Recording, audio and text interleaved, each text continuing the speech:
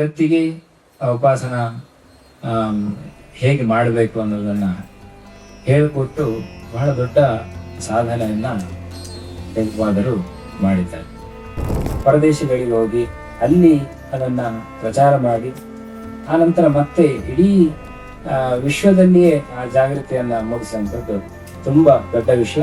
ಪ್ರಭುಪಾದರಂತಹ ಸಾಧಕರ ಒಂದು ಚರಿತ್ರೆಯನ್ನು ನಾವು ಓದಿದಾಗ ಸಾಕಷ್ಟು ವಿಷಯಗಳು ನಮಗೆ ಬಂದ ಗೊಂದಲಗಳು ಪರಿಹಾರ ಆಗ್ತದೆ. ಎಷ್ಟೋ ಬಾರಿ ಅವರ ಕೆಲವು ಯೋಚನೆಗಳು ನಮ್ಮ ಅಡೆತಡೆಗಳನ್ನು ನಿವಾರಣೆ ಮಾಡುವಂಥ ಒಳ್ಳೆಯ ಉಪಾಯಗಳನ್ನು ನಮಗೆ ದೊರಕಿಸಿಕೊಡ್ತದೆ. ಶ್ರೀ ಗುರುಭ್ಯೋ ನಮಃ. ಅಚ್ಯುತಾಯ ನಮಃ. ಅನಂತಾಯ ನಮಃ. ಗೋವಿಂದಾಯ ನಮಃ. ಶ್ರೀಕೃಷ್ಣಾಯ ನಮಃ. ಶ್ರೀಕೃಷ್ಣಾಯ ನಮಃ. ಶ್ರೀಕೃಷ್ಣಾಯ ನಮಃ. ಶ್ರೀಕೃಷ್ಣಾಯ ನಮಃ. ಶ್ರೀಕೃಷ್ಣಾಯ ನಮಃ. ಶ್ರೀಕೃಷ್ಣಾಯ ನಮಃ. ಶ್ರೀಕೃಷ್ಣಾಯ ನಮಃ. ಶ್ರೀಕೃಷ್ಣಾಯ ನಮಃ. ಶ್ರೀಕೃಷ್ಣಾಯ ನಮಃ. ಶ್ರೀಕೃಷ್ಣಾಯ ನಮಃ. ಶ್ರೀಕೃಷ್ಣಾಯ ನಮಃ. ಶ್ರೀಕೃಷ್ಣಾಯ ನಮಃ. ಹರೇ ರಾಮ ರಾಮ ರಾಮ ಹರೇ ಹರೇ. ಹರೇ ಕೃಷ್ಣ ಕೃಷ್ಣ ಕೃಷ್ಣ ಹರೇ ಹರೇ.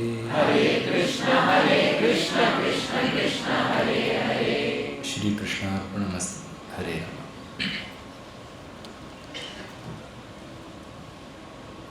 ಗುರುಗಳನ್ನು ವರ್ಣನೆ ಮಾಡುವಾಗ ಒಂದು ಶ್ಲೋಕವನ್ನು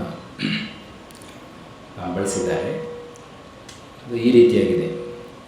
ಸ್ವಾಂತಸ್ಥಾನಂತಶಯ್ಯಾಯ ಪೂರ್ಣಜ್ಞಾನ ರಸಾಯಣಸೆ ಉತ್ತುಂಗವಾಕ್ತರಂಗಾಯ ಮಧ್ವದುಗ್ಧಾಬ್ಧಯೇ ನಮಃ. ಈ ಶ್ಲೋಕ ಏನು ಹೇಳ್ತಾ ಇದೆ ಅಂತ ಹೇಳಿದರೆ, ಆಚಾರ್ಯರು ಕ್ಷೀರಸಾಗರದಂತೆ ಇದ್ದಾರೆ ಅಂತ. ಕ್ಷೀರಸಾಗರದ ನಡುವಿನಲ್ಲಿ ಭಗವಂತ ಇದ್ದಾನೆ, ಹಾಗೆ ಇವರ ಹೃದಯದ ನಡುವಿನಲ್ಲಿ ದೇವರಿದ್ದಾನೆ. ಭಗವಂತನ ವಿಶೇಷ ಸನ್ನಿಧಾನ ಇದೆ. ಕ್ಷೀರಸಾಗರದಲ್ಲಿ ಅಲೆಗಳಿವೆ, ಹಾಗೆ ಇವರಲ್ಲಿ ಎಂಥ ಅಲೆಗಳಿವೆ ಅಂದರೆ ಒಳ್ಳೆಯ ಮಾತುಗಳೆಂಬ ಅಲೆಗಳಿವೆ ಅಂತ. ಆ ಕ್ಷೀರಸಾಗರದಲ್ಲಿ ಕ್ಷೀರ ಇದೆ, ಇಲ್ಲಿ ಜ್ಞಾನ ಎಂಬುದು ಸಾಗರವಾಗಿದೆ. ಕ್ಷೀರಸಾಗರದ ಸ್ಥಾನದಲ್ಲಿ ಉತ್ಕೃಷ್ಟವಾದ ಜ್ಞಾನ ಇದೆ ಅಂತ. ಹೀಗೆ ನಮ್ಮ ಗುರುಗಳನ್ನು, ದೇವರನ್ನು ಉಪಾಸನೆ ಮಾಡುವಾಗ ಬೇರೆ ಬೇರೆ ಶ್ಲೋಕದಲ್ಲಿ ಬೇರೆ ಬೇರೆ ಉಪಾಸನಾ ವಿಧಿಯನ್ನು ಹೇಳ್ತಾರೆ. ಈ ಉಪಾಸನೆಗಳನ್ನೆಲ್ಲ ಯಾಕೆ ಮಾಡಬೇಕು ಅಂತ ಹೇಳಿದರೆ, ಯಾವ ರೀತಿ ನಾವು ವೇಷ ಧರಿಸ್ಕೊಳ್ತೇವೆ, ಕನ್ನಡಿ ಎದುರುಗಡೆ ಹೋದರೆ ಆ ರೀತಿಯಾಗಿ ಕಾಣ್ತೇವೆ.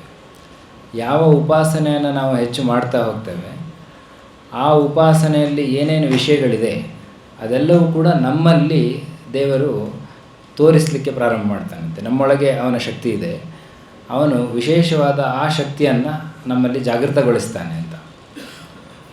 ಪ್ರಾಯಃ ಶೀಲಪ್ರಭುಪಾದರು ಕೂಡ ಈ ರೀತಿ ಭಗವಂತನನ್ನು ಉಪಾಸನೆ ಮಾಡಿದ್ದಾರೆ. ಜ್ಞಾನ ಸಾಗರ ಅಂತ, ಮತ್ತು ಸದಾ ಆನಂದಮಯವಾಗಿರುವವನು ಅಂತೆಲ್ಲ ಉಪಾಸನೆ ಮಾಡಿದ್ದಾರೆ. ಹಾಗಾಗಿ ಅವರ ಹೋದಲ್ಲಿಯೂ ಕೂಡ ಭಾಗವತವೆಂಬ ಜ್ಞಾನಾಮೃತವನ್ನು ಹರಿಸಿದ್ದಾರೆ.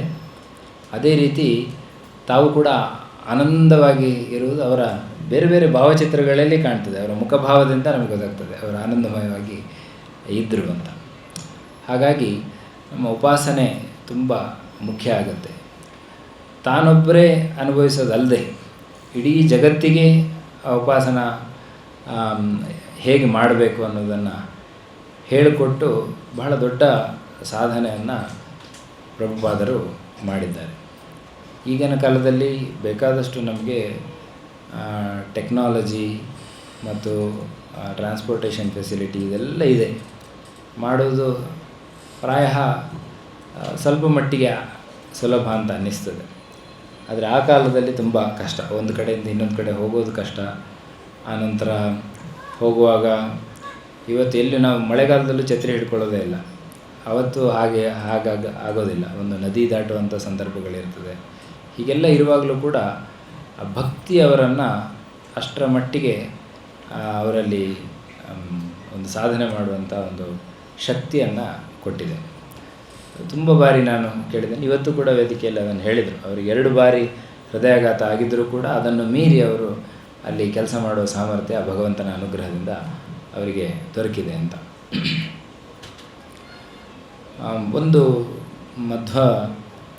ಮಧ್ವರ ಕಥೆಯನ್ನು ಹೇಳುವಂಥ ಒಂದು ಗ್ರಂಥದಲ್ಲಿ ಒಂದು ಶ್ಲೋಕದಲ್ಲಿ ಹೀಗೆ ಹೇಳ್ತಾರೆ: ಪೂರ್ಣ ದೃಷ್ಟಿ ಜಲದೇರ್ಗೃಹೀತವಾನ್ ಭಾಷ್ಯ ಸಂಯಮೃತಂ ಸುಖಾವಹಂ ಚಿತ್ರಮೇಶ ಯದಿರಾಡ್ಘನಾಘನೋ ಗ್ರಾಹಯಂಶ್ಚ ಮನುಜಾನ್ ಮುಮೋಚನೋ ಅಂತ. ತುಂಬ ಚೆನ್ನಾಗಿ ಈ ಶ್ಲೋಕದಲ್ಲಿ ಹೇಗೆ ಒಬ್ಬ ಶಿಷ್ಯ ಕೆಲಸ ಮಾಡಿದ ಅಂತ ಹೇಳ್ತಾ ಇದ್ದಾರೆ. ಆಚಾರ್ಯರಿಂದ ಎಲ್ಲ ಭಾಷ್ಯಗಳನ್ನು ಎಲ್ಲ ಪಡ್ಕೊಂಡ್ರಂತೆ. ಅದು ಸುಖಾವಹಂ, ಅಮೃತದ ಸದೃಶವಾಗಿದೆ, ಸುಖ ಕೊಡುವಂಥದ್ದಾಗಿದೆ ಅಂತ.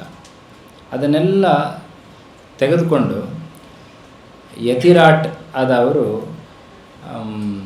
ಈ ಪೂರ್ಣಚಂದ್ರ ಜಲದೇರ್ಗೃಹೀತವಾನ್, ಪೂರ್ಣದೃಷ್ಟಿ ಜಲದೇರ್ಗೃಹೀತವಾನ್, ಪೂರ್ಣ ಜ್ಞಾನವುಳ್ಳ ಆಚಾರ್ಯರೆಂಬ ಸಾಗರದಿಂದ ಅವರು ಭಾಷ್ಯವೆಂಬ ಅಮೃತವನ್ನು ಪಡೆದು ಸಾಮಾನ್ಯವಾಗಿ ಸಮುದ್ರದಲ್ಲಿ ನೀರು ಆವಿಯಾಗಿ ಮೋಡವಾಗ್ತದೆ. ಆ ರೀತಿ ಮೋಡವಾದರು ಈ ಯತಿಗಳು. ಮೋಡದ ಕೆಲಸ ಏನು? ನೀರನ್ನು ಹೀರಿ ಎಲ್ಲಿಗೆ ನೀರು ಬೇಕೋ ಆ ಜಾಗಕ್ಕೆ ಹೋಗಿ ಅಲ್ಲಿ ಮಳೆ ಸುರಿತದೆ, ಆ ಜಾಗಕ್ಕೆ ಮಳೆಯನ್ನು ಕೊಡ್ತದೆ. ಹಾಗೆ ಈ ಯತಿರಾಜರು ಅಲ್ಲಿಂದ ಬೇರೆ ಭಕ್ತರೆಡೆಗೆ ಹೋದರು. ಆ ಪೂರ್ಣಜ್ಞಾನವುಳ್ಳ ಆಚಾರ್ಯರ ಎಲ್ಲ ಸಂದೇಶಗಳನ್ನು ಅಲ್ಲಿ ಅವರಿಗೆ ಸುರಿಸಿದರು, ಅವರೆಲ್ಲ ಆನಂದ ಪಡುವಂತೆ ಮಾಡಿದರು ಅಂತ. ಆದರೆ ಒಂದು ವ್ಯತ್ಯಾಸ ಇದೆ. ಮೋಡಗಳು ಇಲ್ಲಿ ನೀರನ್ನು ತುಂಬಿಸ್ಕೊಳ್ತವೆ, ಅಲ್ಲಿ ಹೋಗಿ ಮಳೆ ಆದ ಕೂಡಲೇ ಮೋಡ ಖಾಲಿ ಆಗ್ತದೆ. ಆದರೆ ಗ್ರಾಹಯಶ್ಚ ಮನುಜಾನ್ ಮುಮೋಚನು, ಇವರು ವಿದ್ಯೆ ಎಂಬುದು ಒಂದೇ ಒಂದು ಸಂಪತ್ತು.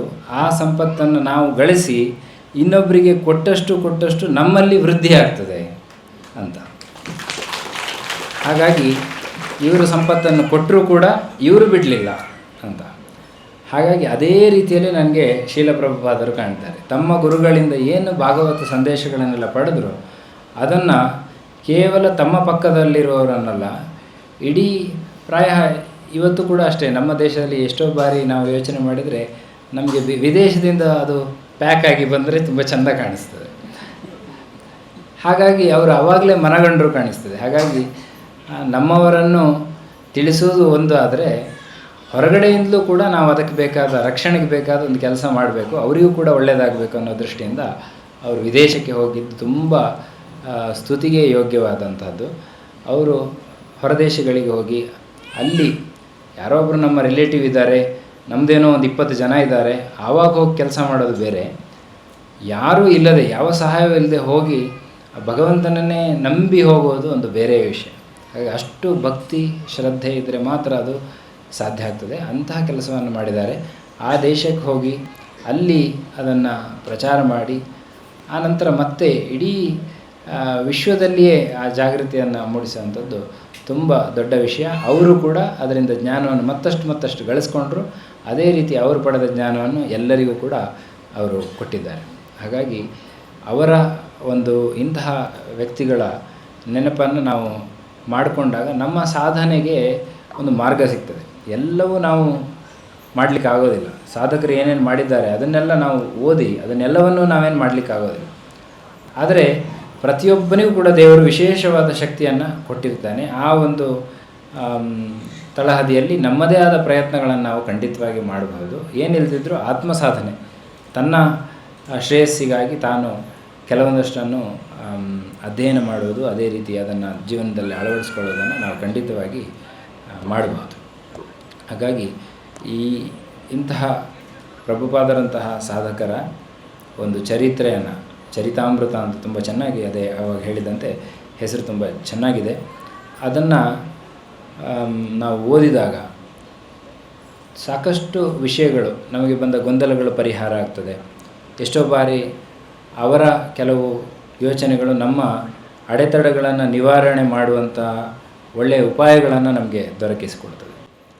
ಹಾಗಾಗಿಯೂ ಕೂಡ ನಾವು ಇಂತಹ ಗ್ರಂಥಗಳನ್ನು ಖಂಡಿತವಾಗಿ ಓದಬೇಕು. ಓದಲಿಕ್ಕೆ ಬೇಕಾಗಿ ಅದನ್ನು ಬೇರೆ ಭಾಷೆಯಿಂದ, ನಮ್ಮದೇ ಆದ ಭಾಷೆಯಲ್ಲಿ ಮಾಡಿದಂತಹ ಕೀರ್ತಿ ಇವತ್ತು ನಮ್ಮ ವಸಂತ ಭಾರದ್ವಾಜರಿಗೆ ಸಲ್ಲುತ್ತದೆ. ಅಧ್ಯಯನ ಮಾಡಿ ಅದನ್ನು ಕನ್ನಡದ ವಿಶಿಷ್ಟವಾದ ಒಂದು ಛಂದಸ್ಸನ್ನು ಅವರೇ ಹುಟ್ಟುಹಾಕಿ ಆ ಮೂಲಕ ಆ ಇಡೀ ಚರಿತ್ರೆಯನ್ನು ಹಾಡು ಹೇಳಲಿಕ್ಕೆ ಆಗುವಂತೆ, ಅದೇ ರೀತಿ ಗಮಕಕ್ಕೆ ಸರಿಯಾಗಿ ಅದನ್ನು ಮಾಡಿರುವಂಥದ್ದು ದೊಡ್ಡ ಸಾಧನೆಯ ಸರಿ. ಸುಮಾರು ವರ್ಷಗಳ ಕಾಲದ ಪ್ರಯತ್ನದಿಂದ ಏನು ಅವರು ನಡೆಸಿದ್ದಾರೆ, ಅದು ಭಗವದ್ಭಕ್ತರ ಜನಮಾನಸದಲ್ಲಿ ಹಲವು ದಶಕಗಳವರೆಗೆ ಅಥವಾ ಶತಮಾನಗಳವರೆಗೆ ಅದು ಖಂಡಿತವಾಗಿ ಅದು ಮುಂದುವರಿಯಲಿ. ಮುಂದಿನ ಭಕ್ತರಿಗೆ ಒಂದು ಸಾಧನೆ ಮಾಡಲಿಕ್ಕೆ, ಅವರ ಒಂದು ಕಾವ್ಯದ ಒಂದು ಬೆಳವಣಿಗೆಗೆ ಅವರು ಒಂದು ಹೊಸ ಪುಸ್ತಕ ಬರಲಿಕ್ಕೆ ಈ ಪುಸ್ತಕ ಪ್ರೇರಣೆ ಆಗಲಿ ಅಂಥೇಳಿ ಈ ಸಂದರ್ಭದಲ್ಲಿ ನಾನು ಬಯಸ್ತೇನೆ. ಇಸ್ಕಾನ್ ಸಂಸ್ಥೆ ಸಾಕಷ್ಟು ಜನರಲ್ಲಿ, ಇವತ್ತು ನಾವು ಬೆಳಿಗ್ಗೆ ಬರುವಾಗ ಅಥವಾ ಹೋದ 2 ವರ್ಷದ ಹಿಂದೆ ಬರುವಾಗ ಎಲ್ಲ ನಾವು ನೋಡ್ತಿದ್ರೆ, ಒಂದು ಒಳಗೆ ಬರುವಾಗ ನನಗೆ ಯೋಚನೆ ಆದದಿದೆ, ಇಸ್ಕಾನ್ ಸಂಸ್ಥೆ ಇಲ್ಲದೇ ಇದ್ದರೆ ಇವತ್ತು ಆವಾಗ ಎಷ್ಟು ಜನ ಅಲ್ಲಿ ಬರ್ತಾಯಿದ್ರು, ಅವರು ಏನು ಮಾಡ್ತಾಯಿದ್ರು ಅವರೆಲ್ಲ ಅಂತ. ಯಾವುದೋ ಒಂದು ಭಾನುವಾರ ಬಂತು ಅಂದರೆ ಮೋಜು ಮಸ್ತಿ, ಇನ್ನೇನೋ ಮಾಡೋಣ ಅಂತ ಆ ರೀತಿ ನಮ್ಮ ಜನಾಂಗ ಇವತ್ತು ಹೊರಗಡೆ ನಾವು ನೋಡ್ತೇವೆ. ಡ್ರಗ್ಸ್ನ ಬಾಧೆ ಇದೆ, ವ್ಯಸನಗಳಿಗೆ ದಾಸರಾಗ್ತಾರೆ. ಈ ರೀತಿ ಬೇರೆ ಬೇರೆ ರೀತಿಯಲ್ಲಿ ತಮ್ಮ ಸಮಯವನ್ನು ಹಾಳು ಮಾಡಿಕೊಳ್ತಾ ಇರುವ ಸಂದರ್ಭಗಳು ತುಂಬ ಇದೆ. ಅಂಥದ್ರಲ್ಲಿ ಒಂದಿಷ್ಟು ದೊಡ್ಡ ಸಮುದಾಯದ ಒಂದು ಗುಂಪಿಗೆ, ದೊಡ್ಡ ಯುವಜನರನ್ನು ಇಸ್ಕಾನ್ ತನ್ನಡ ಸೆಳೀತಾ ಇದೆ. ಒಳ್ಳೆಯ ಕಾರಣಕ್ಕಾಗಿ, ಕೃಷ್ಣನ ಭಕ್ತಿಯ ಮೂಲಕ ಅವರ ಜೀವನವನ್ನು ಹಸನಾಗಿಸ್ತಾ ಇದೆ ಮತ್ತು ಅವರಲ್ಲಿ ಆನಂದವನ್ನು ಮತ್ತು ಸಾಧನೆ ಮಾಡಲಿಕ್ಕೆ ಬೇಕಾದ ಒಂದು ಪರಿಸರವನ್ನು ನಿರ್ಮಾಣ ಮಾಡ್ತಿದೆ. ಹಾಗಾಗಿ ಇಲ್ಲಿ ಮಾಡ್ತಿರುವ ಎಲ್ಲ ಸೇವಕರು, ಅದು ಅರ್ಚಕರಿರ್ಬೋದು ಅಥವಾ ಅವರನ್ನೆಲ್ಲ ನೋಡ್ಕೊಳ್ತಿರುವ ಮೇಲ್ಮೇಲಿನ ಸ್ತರದ ಎಲ್ಲ ಸೇವಕರು ಇರ್ಬೋದು, ಕೃಷ್ಣ ಭಕ್ತರಿರ್ಬೋದು, ಅವರ ಸೇವೆ ಅದು ಭಗವದ್ಭಕ್ತರ ಸೇವೆ. ಅದರಿಂದ ಅಹಂ ಭಕ್ತ ಪರಾಧೀನಃ ಅಂಥೇಳಿ ಕೃಷ್ಣ ಭಾಗವತದಲ್ಲಿ ಹೇಳಿರುವಂಥದ್ದು. ಭಕ್ತರ ಒಂದು ಆಶಯಗಳನ್ನು ಯಾವ ಇನ್ನೊಬ್ಬ ಭಕ್ತ ಇವರಲ್ಲಿ ದೇವರಿದ್ದಾರೆ ಅಂತ ಕಂಡು ಅದನ್ನು ಈಡೇರಿಸಲಿಕ್ಕೆ ಮತ್ತು ಅವರಿಗೆ ಬೇಕಾದ ಜ್ಞಾನ ಸಂಪತ್ತನ್ನು ಕೊಡಲಿಕ್ಕೆ ಪ್ರಯತ್ನ ಮಾಡ್ತಾನೋ ಅವನಿಗೆ ಬೇಗ ಕೃಷ್ಣ ಒಲಿತಾನೆ. ಆ ರೀತಿ ಇಲ್ಲಿರುವ ಎಲ್ಲ ಸೇವಕರು ಆ ದೇವರನ್ನು ಒಲಿಸ್ಕೊಳ್ಬೇಕು ಅಂತ ಏನು ಕೆಲಸ ಮಾಡ್ತಿದ್ದಾರೆ ಅವರೆಲ್ಲರಿಗೂ ಕೂಡ ಭಗವಂತನ ವಿಶೇಷವಾದ ಅನುಗ್ರಹಗಳಿರಲಿ ಅಂತ ಹೇಳಿ ಈ ಸಂದರ್ಭದಲ್ಲಿ ನಾನು ಹಾರೈಸ್ತೇನೆ. ಈ ಕಾರ್ಯಕ್ರಮದಲ್ಲಿ ಮಧು ಪಂಡಿತ್ ಅವರಿರ್ಬೋದು, ಅದೇ ರೀತಿ ನಮ್ಮ ಚಂಚಲಪತಿ ದಾಸರಿರ್ಬೋದು, ಸ್ತೋಕ ಕೃಷ್ಣ ಸ್ವಾಮಿಯವರಿರ್ಬೋದು, ಪ್ರತಿಯೊಂದು ಕಾರ್ಯಕ್ರಮವನ್ನು ಮಾಡುವಾಗ ಈ ಕಾರ್ಯಕ್ರಮವನ್ನು ಕೂಡ ತುಂಬ ಯೋಜನಾಬದ್ಧವಾಗಿ, ಅದೇ ರೀತಿ ಭಕ್ತರಿಗೆ ಹೆಚ್ಚು ಜ್ಞಾನ ಪ್ರಸಾರ ಅದರಿಂದ ಆಗಬೇಕು ಅನ್ನೋ ರೀತಿಯಲ್ಲಿ ಅದನ್ನು ನಿರ್ವಹಣೆ ಮಾಡ್ತಾರೆ. ಆ ಮೂಲಕವಾಗಿ ವಿಶೇಷವಾದ ಸೇವೆ ಇವರದ್ದು ಕೂಡ ಇದೆ. ಕೇವಲ ಬೆಂಗಳೂರಿಗೆ ಮಾತ್ರ ಸೀಮಿತವಾಗಿಲ್ಲ. ಮೊನ್ನೆ ನಾವು ಸ್ವಲ್ಪ ದಿನದ ಹಿಂದೆ ನೋಡಿದರೆ ನಮ್ಮ ರಾಷ್ಟ್ರಪತಿಗಳವರು ಅನ್ನದಾಸೋಹ ಏನಿದೆ ಆ ಕೆಲಸದಲ್ಲಿ ಇವರು ತೊಡಗಿಸಿಕೊಂಡು ಇರುವುದಕ್ಕೆ ಗುರುತಿಸಿದ್ದಾರೆ. ಮತ್ತು ಅವರು ಕೂಡ ಬಡಿಸುವುದರ ಮೂಲಕವಾಗಿ ಈ ಸೇವೆ ಮಾಡಬೇಕು ಅನ್ನೋ ಒಂದು ಮೆಸೇಜನ್ನು ಕೊಟ್ಟಿದ್ದಾರೆ. ಅದು ಇಸ್ಕಾನ್ನಿಂದ ಸಾಧ್ಯವಾಯಿತು. ಅಷ್ಟು ದೊಡ್ಡ ಸಾಧನೆ. ನಾವು ಕೃಷ್ಣನ ಸ್ಥಳಕ್ಕೆ ಹೋದಾಗ, ಮಥುರಾ ಹೋದಾಗ ಅಲ್ಲಿಯೂ ಕೂಡ ನಾವು ನೋಡಿದ್ದಿದೆ. ಎಲ್ಲ ಅನ್ನದಾಸೋಹದ ಕೆಲಸಗಳು ಬಹಳ ಶುಚಿಯೊಂದಿಗೆ ಅದೇ ರೀತಿ ಕೃಷ್ಣ ಪ್ರಸಾದವನ್ನು ಎಲ್ಲ ಸರಿಯಾದ ಸಮಯಕ್ಕೆ ಮಕ್ಕಳಿಗೆ ಬೇಕಾಗುವ ಸಮಯಕ್ಕೆ ಅದನ್ನು ಒದಗಿಸುವುದರಲ್ಲಿ ತುಂಬ ಪ್ರಯತ್ನ ಇದೆ. ಅದೇ ರೀತಿ ಅವರಿಗೆ ಜ್ಞಾನ ಕೊಡಲಿಕ್ಕಾಗಿ ಶಾಲೆಗಳನ್ನು ಕೂಡ ನಡೆಸ್ತಾ ಇದ್ದಾರೆ. ಎಲ್ಲವೂ ಕೂಡ ಒಂದೊಂದು ಕೂಡ ಬಹಳ ಒಳ್ಳೆಯ ಕೆಲಸಗಳು. ಈ ಕೆಲಸಗಳೆಲ್ಲವೂ ಕೂಡ ನಮಗೆ ಸಮಾಜಕ್ಕೆ ಮಾರ್ಗದರ್ಶನವನ್ನು ಕೊಡ್ತಾ ಇದೆ. ಇನ್ನೊಂದಷ್ಟು ಜನ ಪ್ರೇರಣೆಯನ್ನು ಇದರಿಂದ ಪಡ್ಕೊಳ್ತಾ ಇದ್ದಾರೆ. ಹಾಗಾಗಿ ಇನ್ನಷ್ಟು ಸಾಧನೆ ಈ ಸಂಸ್ಥೆಯಿಂದ ಆಗಲಿ, ಅದನ್ನು ಮುನ್ನಡೆಸ್ತಿರುವ ಎಲ್ಲರಿಗೂ ಕೂಡ ಇನ್ನಷ್ಟು ಶ್ರೇಯಸ್ಸಾಗಲಿ, ಭಗವದ್ ಅನುಗ್ರಹ ಇರಲಿ ಅಂತ ಈ ಸಂದರ್ಭದಲ್ಲಿ ಪ್ರಾರ್ಥನೆ ಮಾಡ್ತಾ, ನಮ್ಮ ಗುರುರಾಜ್ ಖರ್ಜಿಗೆ ಅವರು, ನಾ ಸೋಮೇಶ್ವರ್ ಅವರು, ಜ್ಯೋತಿಶಂಕರ್ ಅವರು, ಇವರು ತಮ್ಮನ್ನು ತಾವು ತೊಡಗಿಸಿಕೊಂಡಿದ್ದಾರೆ ಈ ಸಂಸ್ಥೆಯೊಟ್ಟಿಗೆ. ಅವರು ಕೂಡ ಸಾಧಕರು, ಅವರಿಗೂ ಕೂಡ ವಿಶೇಷವಾಗಿ ಅಭಿನಂದನೆಗಳು. ತಾವೆಲ್ಲರೂ ಕೂಡ ಬಂದಿದ್ದೀರಿ. ತಮ್ಮದೇ ಆದ ಒಂದು ಫೀಲ್ಡ್, ನಿಮ್ಮದೇ ಆದ ಒಂದು ವಿಷಯಗಳಲ್ಲಿ ನೀವು ಪರಿಣತಿಯನ್ನು ಹೊಂದಿದ್ದೀರಿ. ಈ ಕಾರ್ಯಕ್ರಮದಲ್ಲಿ ನೀವೆಲ್ಲರೂ ಕೃಷ್ಣ ಭಕ್ತರಾಗಿ ಬಂದು ಸಾರ್ಥಕ ಯಾವಾಗ ಆಗುತ್ತೆ ಅಂದರೆ ಹೆಚ್ಚೆಚ್ಚು ಈ ಪುಸ್ತಕಗಳನ್ನು ಕೊಂಡು ಆ ಚರಿತ್ರೆಗಳನ್ನು ಓದಿ ಆನಂತರ ನಾವು ಯಾವ ಒಂದು ಹಂತದಲ್ಲಿದ್ದೇವೆ ಅದರಿಂದ ಮುಂದುವರಿಲಿಕ್ಕೆ ಪ್ರಯತ್ನ ಪಟ್ಟಾಗ ಅದು ಸಾರ್ಥಕ ಆಗುತ್ತೆ. ಅಂತಹ ಪ್ರಯತ್ನ ನಿಮ್ಮದೆಲ್ಲದ್ದು ಇರಲಿ ಅಂತ ಹೇಳ್ತಾ ಎಲ್ಲರಿಗೂ ಕೂಡ ಅಭಿನಂದನೆಗಳನ್ನು ಇವತ್ತು ಹೇಳ್ತಾ ನನ್ನ 2 ಮಾತುಗಳನ್ನು ಭಗವಂತನಲ್ಲಿ ಅರ್ಪಣೆ ಮಾಡ್ತೇನೆ. ಶ್ರೀಕೃಷ್ಣ ಅರ್ಪಣೆ.